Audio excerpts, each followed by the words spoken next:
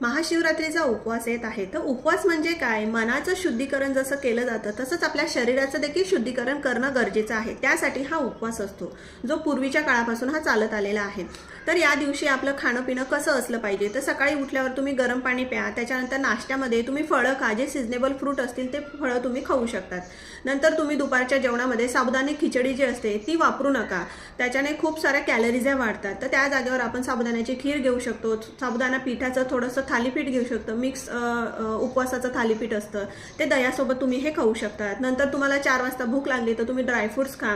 त्याच्यामध्ये बदाम आहेत, अक्रोड आहे, मनुका आहेत, असे ड्रायफ्रुट्स घेऊ शकतात. पूर्ण दिवसभर म्हणजे उन्हाळा असल्यामुळे तुम्ही ताक जास्तीत जास्त प्या.